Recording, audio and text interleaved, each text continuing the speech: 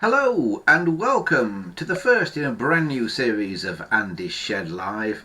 This is, believe it or not, Series 7, Episode 1 for Sunday the 29th of December 2019. How are you? I hope you've had a great Christmas this Christmas, and I hope you're going to have a great new year as well in just a few days time. But we are back now with a brand new run of Andy's Shed Live, hopefully for a good many weeks now coming to you, because we've had lots of people getting in touch saying when are you coming back on, when are you doing some more and that. So we thought it was high time that I got my act together, and so here we are on a Sunday evening once again. Of course it's pitch black outside at the moment, we're under the artificial lights and that, but not to worry, we are got Christmas out the way now, we are on the way to summer, aren't we?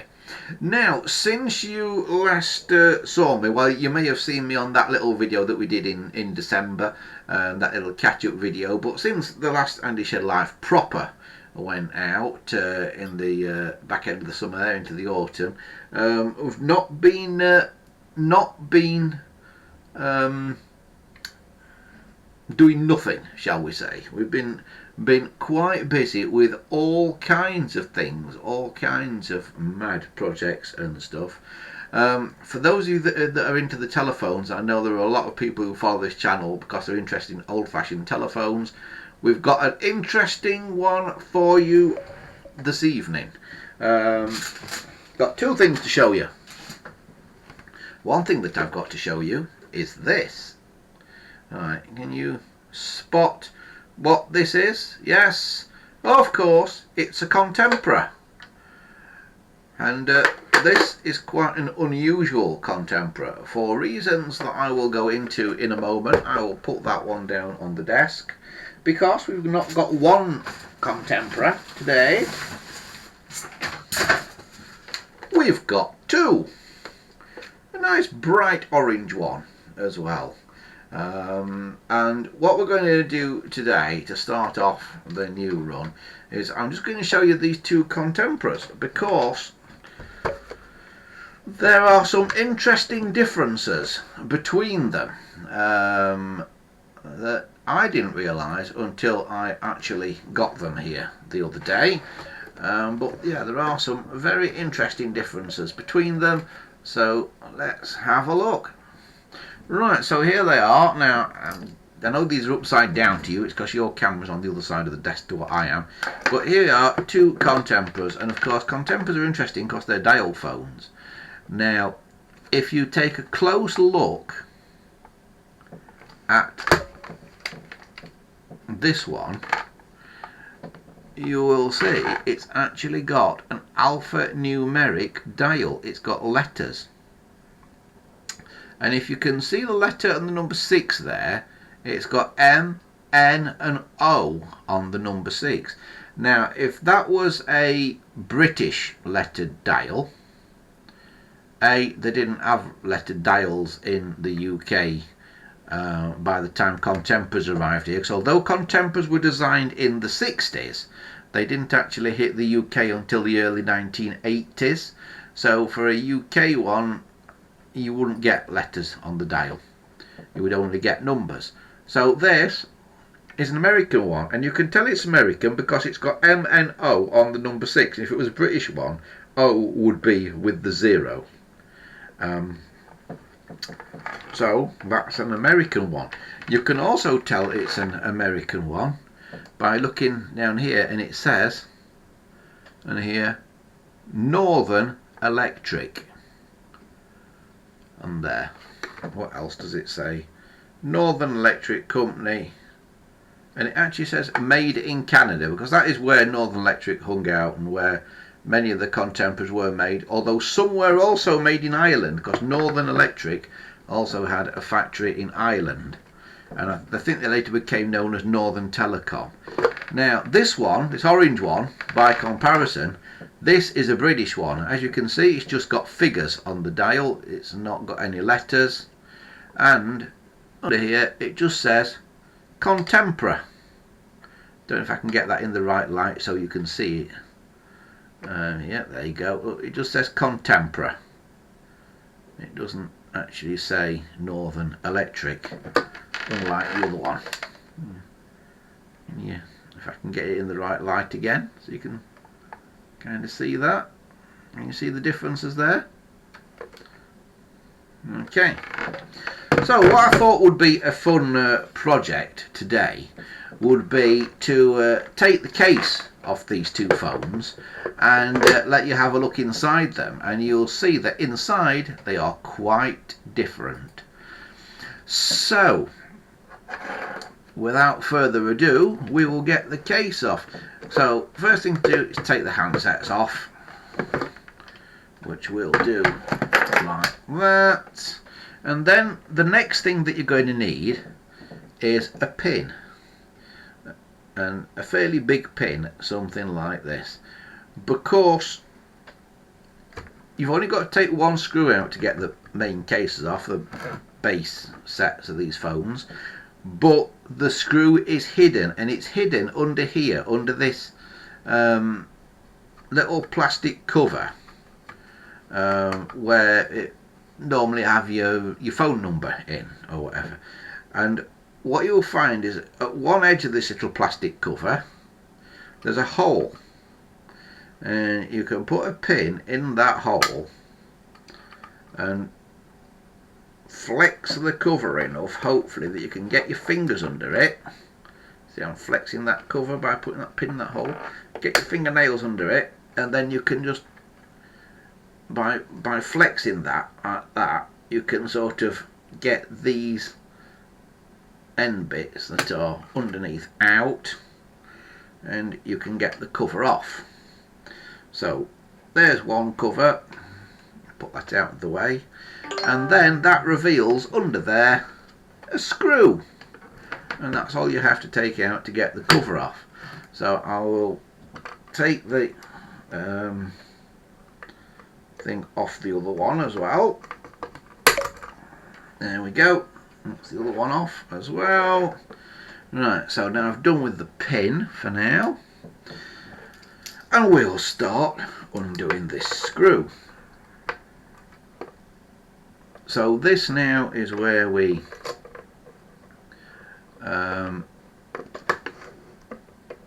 take out this screw. Now this screw is not retained on a Contemporary, so don't lose it. Let's put that to one side there, and we'll take the one out of this fawn brown coloured one as well.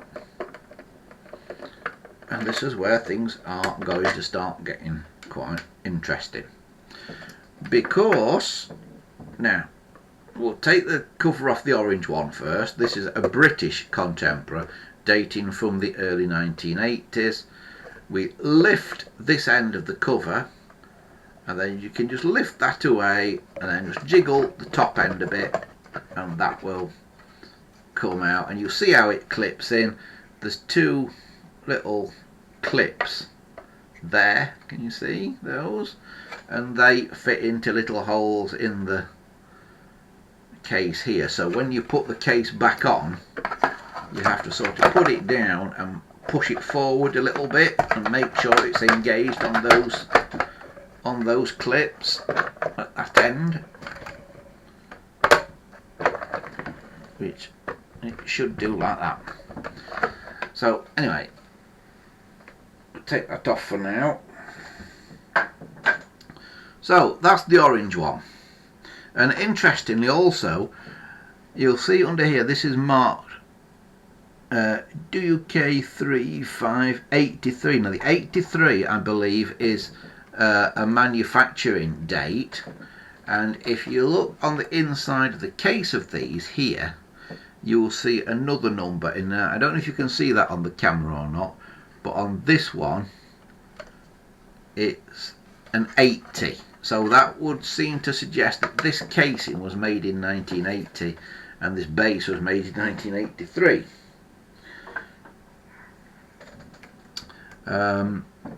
But the early 80s is when plug and socket came out in the UK, when we started having these things on the end of our telephones. That was around about 83, 84-ish, I think it was, roughly. I can't remember exactly. So my guess is that this case had been around for quite a while before this phone was assembled. So here you have it from 1983. This is a contemporary. This base piece, by the way, this little grey piece, is metal, and it's quite heavy. In fact, it's very heavy. You'll notice, unlike a 700 series phone, or rather I should say unlike most 700 series phones, there's only one bell coil to operate the bell, and it's a 4000 ohm coil. Now, late 746s, known as 8 746s, because they were delivered with this plug and socket plug on them, they tend to have two 2000 ohm coils in them to make them up to 4000 ohms. Earlier ones, and 706 and things like that, had two 500 ohm coils in, because when you get to plug and socket, and you might have more than one phone on a line with plug and socket, you need more ohms. You need around about 4000 ohms rather than the 1000 that 700 series phones originally had, because otherwise you won't get the bells on your second phone to ring. So you need about 4000 ohms. So there's the first contemporary. Now let's have a look in this American one, and this is going to be quite interesting for two reasons. We take the top off like that, and I'm doing it like that for a reason for now, and you'll see inside it's quite different. The bell set is completely different, the clapper is different, the bell coils obviously are different, the chassis it's mounted on, and this one, which is a 1973 example, because it's got a 73 up here. On this one, the bells are mounted onto a cast and machined metal chassis. On this one, they're mounted onto like just a pressed steel plate, like a cheaper version. And of course, everything on here is different as well. And the wiring is slightly different when you look at it as well. You know, everything is different, or a lot of things are different inside. But one of the big differences with this is when you look underneath this, it's a completely different colour. And this is probably the original case for this one, because it does say here, again, I'm not sure if you can see it in the light, but it does say 73. So this case was made in 1973. But of course it's this dark blue colour. So somebody's painted it, and if you look closely at places like here, you'll see where a bit of paint has rubbed off, and it is indeed still blue underneath. And of course, look at the handset, the centre thing of the handset, that never got painted, so that stayed blue. Now, in America and I believe Canada as well, painting phones was quite common. It was never done in the UK by the GPO or by later Telecom. It just wasn't the done thing. They manufactured them the colour that they wanted them. If they went back to the factory to be remanufactured, because of course they were always sort of hired out to the customer, if you like, they were always rented. If the customer sent a phone back because they didn't want to rent a phone anymore, move house or something like that, the phone that went back would either go back out again with the same case on it, or it would have a new case fitted. But they never changed the colour by painting old cases. They always basically put new cases on. But in America and in Canada, they did used to refurbish cases, and painting them was quite a common thing for the telephone companies to do over there. So this was probably factory done. I don't know if it was or not, but it could well have been. And I'm now looking at a way of getting it off and returning this to being this dark blue contemporary, because dark blue is quite a rare colour for a contemporary. I don't know that I've ever seen one. So I'd quite like to get this sort of 80s looking fawn and brown off and return it to this colour. And it's interesting because even the line cord, I mean even the handset cord rather, which is a dark brown colour, if you look in here where it goes into the phone, that was originally blue, and they've even painted the cord. So that is just gobsmacking that they would go to that amount of trouble to do that. But it's interesting, of course, because it's all different on the inside here. So we've got to figure out how to wire this one up, this American one, for the UK. The UK one here is already wired up. As you look inside here, there are 5 terminals, 1, 2, 3, 4, 5, let's call them, and they are marked as Y, X, G, L2 and L1. And what you basically need is you need white of your line cord, using a standard UK line cord with a white, red, green and blue conductor in them. You need white going to L1, you need red going to L2, you need green going to G, and you need blue going to X. And then the one at the very end there, Y, you leave that without anything on it at all. And that's how you'll wire a UK contemporary. I'm kind of assuming it's the same for an American one, but I don't entirely know for certain if it is. So that could be an interesting thing to try. Shall we have a go? Because all I've got to do is just take those off there, and I can just put them on that one, and we can just try it. So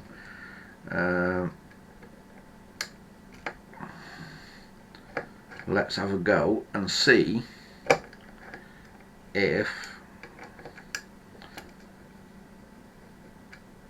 they are indeed the same for wiring, because I don't know. I'm just guessing that they will be, because although other wires that go to these circuit boards are different, the circuit boards themselves are different, so they might be doing a similar function just in a different way, which is not uncommon in the world of telephones.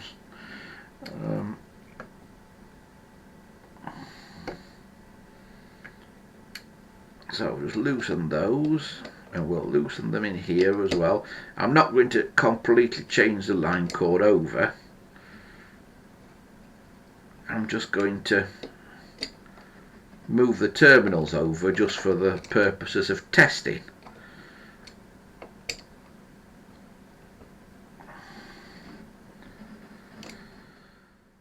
So if we take this out, so white, red, green and blue working from right to left. So we can go white,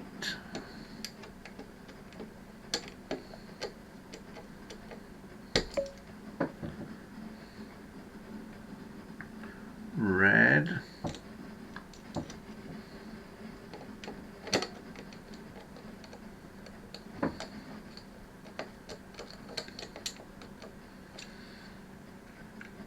green,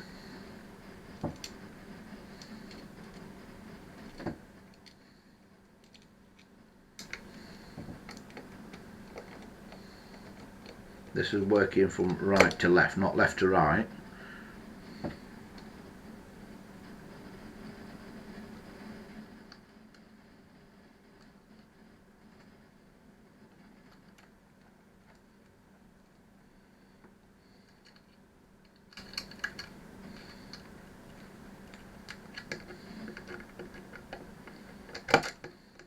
going to put that back in there a minute.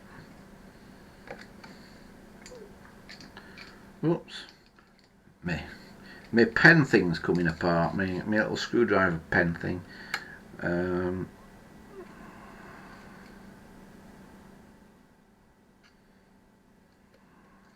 Green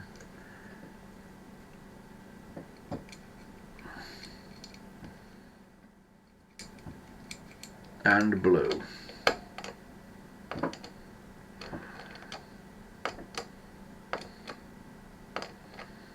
So there they are.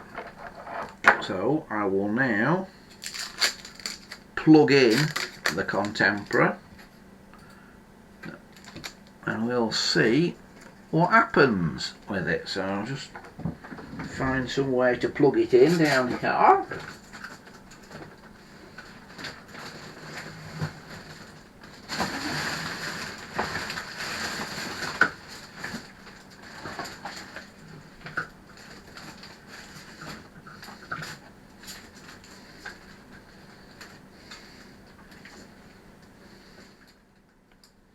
There we go, we're plugged in. Have we got anything? Oh yeah, that's sounding good. I can actually hear a dialing tone down. My dialing tone here is a bit weird because I'm going through a PABX, but if I hold this up to here, you might be able to hear it. Can you hear that? I don't know if you could hear that or not, but so I've got dial tone on it. So if I like hang that up, I'll do it just by resting that on there, then I should be able to call it, and I believe it's 22, is it 22 or is it 23? Let's try 22. No, it's 23 that I need to be calling. And there you go, see, it's ringing.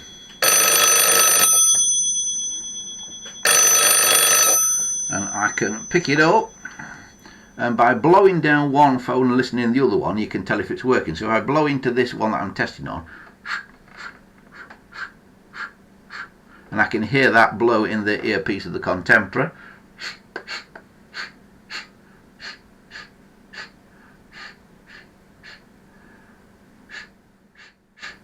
I can hear it that way around as well. So definitely works.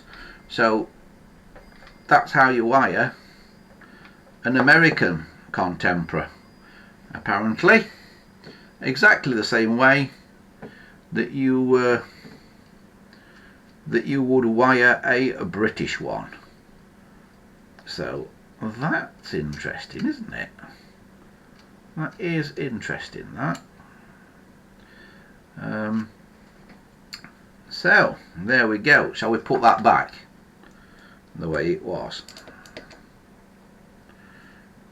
before I get all mixed up? So hang on, let me unplug it, because when the phone rings, if it happens to ring while you're messing with it, it's a fair voltage you get down it, and you can get a shock that's enough to be painful, let's say. So we will leave it at that. So it's white, red,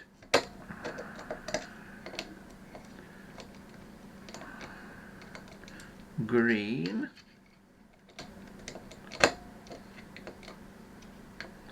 and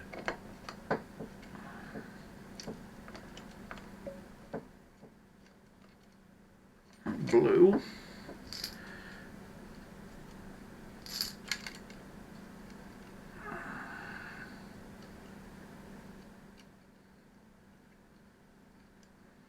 Now I've got to get these all in the right places now,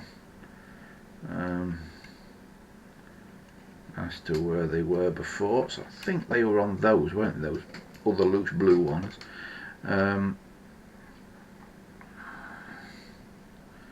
So we then have white,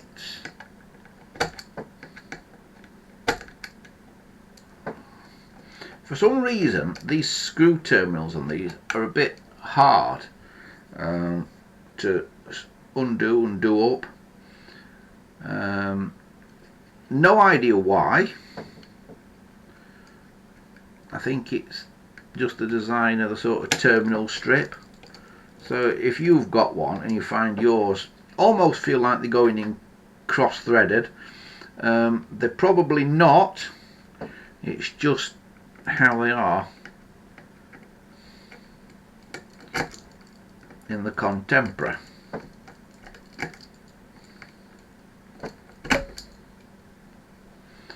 And we're doing really well with this stream tonight, because we've had no drop frames or anything on this stream either tonight, so that's pretty darn good.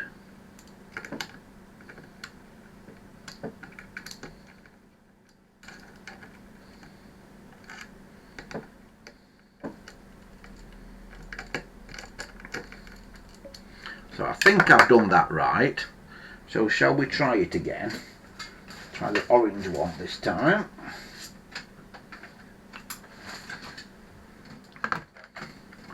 Sounds good. Let's dial out on it.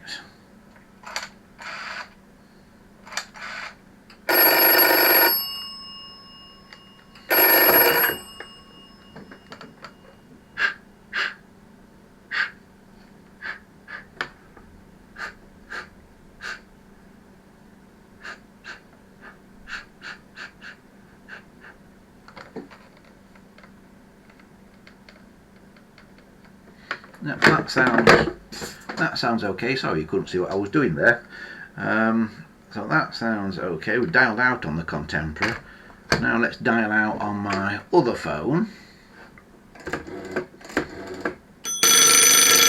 And it rings.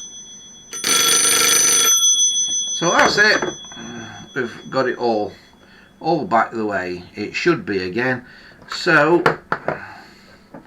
that's all wired back up how it was. Took all those wires back in there. That's a little sticky pad thing, that, but it's lost its sticky over the years. That should be stuck down there.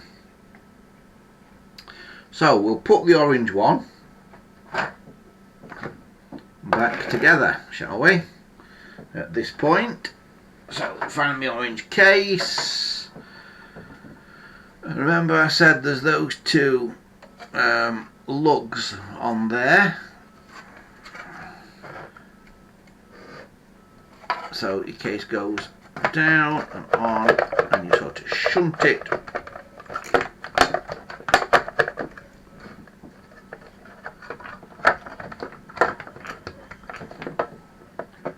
down and forward, sort of thing, like that. So that should then be fairly locked on when we get it right.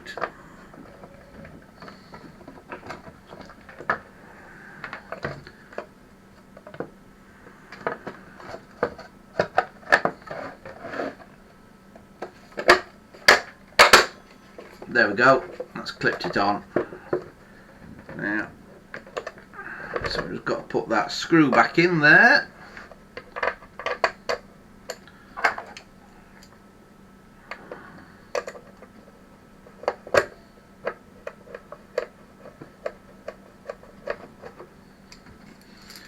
And the dial card thing, and on this particular one it hadn't got a card in, but if you've got a card with a number you just put it on there. Then put this in, it's got a little sort of recessed piece at one end there. You slide that under one edge, hold the middle, then push the other end down and get the other end in. So you're bending the thing a bit so it'll fit in. Get the other end in and then let the middle go, and it goes in flat like that. So that's that one done. And I can now make calls on that.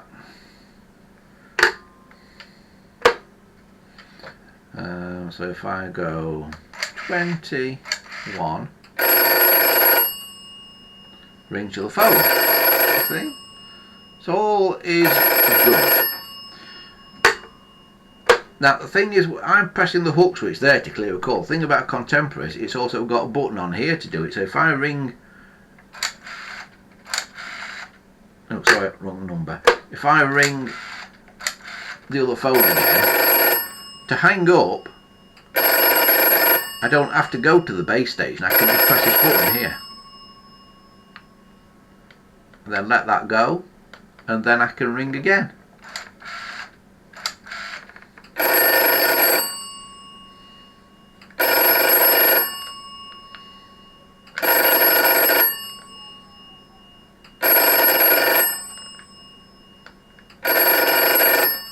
Why is it not clearing this time? That's it, got it. Now, you may have noticed the weird thing about the Contemporary is that the finger stop moves on the dial. If you look at the dial, it's odd, because if you think about a normal telephone dial, if you want to dial 1 on this, it's right up to the finger stop already, so it wouldn't move. So how would that work? Well, the answer is the finger stop moves. You see, so if you were to dial 1, you can actually dial somewhere because the stop moves. You see, so it's, if I do it on a 0, it's much easier to see. But see the stop move round, and then I continue dialing up to the finger stop, let go, and the stop moves back again. So that's how they made it, and they did that because the actual dial is smaller than on a normal phone. The actual diameter of it is smaller than on a normal dial telephone, but of course they still have to make the holes in the middle the same size, because you still got to get your same size finger in as if you've got a normal phone. So that's why they did these fancy dials. I quite like Contemporary phones. Another thing I like about the Contemporary is that you can either have it as a desk phone or without any modification at all. You can mount it on a wall. You don't have to do any fancy modification. The thing still fits on there on a wall. You know, it still hangs up straight up. You don't have to do it, taking little plastic bits out inside here and turn them the other way up like you do on some more modern phones to make like a hook thing for the handset to sit on. So you can mount them on a wall. So yeah, I really like the Contemporaries. I think they're a good phone, and they're well made as well. The construction of them, well, you can see this base is all metal and that. The construction of them is really, really good. So I'll put this one back together now.